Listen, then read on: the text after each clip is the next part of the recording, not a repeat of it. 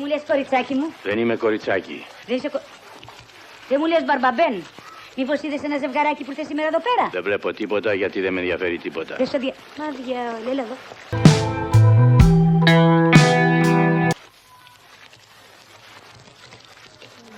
Τι σου είπε η κοπελίτσα? Ποια κοπελίτσα? Αυτή είναι ο καπετάν Δράκουλας. Τι πράγμα? Τι Δράκουλα? Κάτσε μία στιγμή. Κάτσε να ρωτήσω αυτόν. Κύριε, σε παρακαλώ πάρα πολύ, μπορείς να μου πεις που πήγαν αυτοί που ήρθαν σήμερα εδώ πέρα? Κάνε μου την χαρή. Δεν κομπράρια. Τι γίνεται μωρ, θα τρελαθώ εδώ πέρα, έλα εδώ.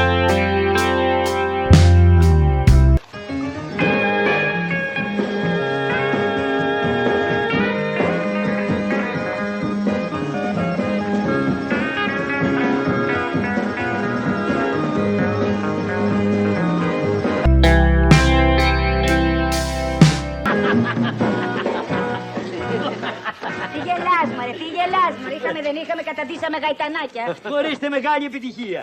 Ας το πουλί μου ήσυχο,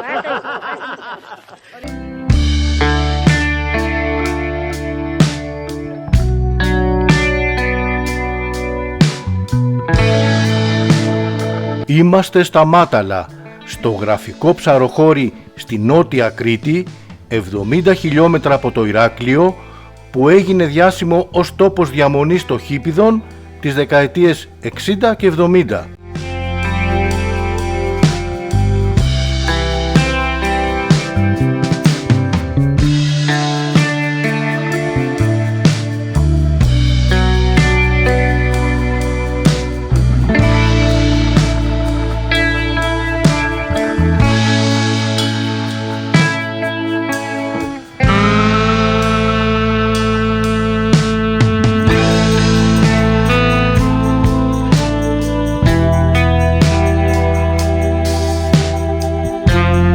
Εδώ στην παραλία έχει καθιερωθεί από το 2011 κάθε χρόνο τριήμερο φεστιβάλ, όπως έγινε και φέτος πριν λίγες μέρες στις 4 με 6 Ιουλίου.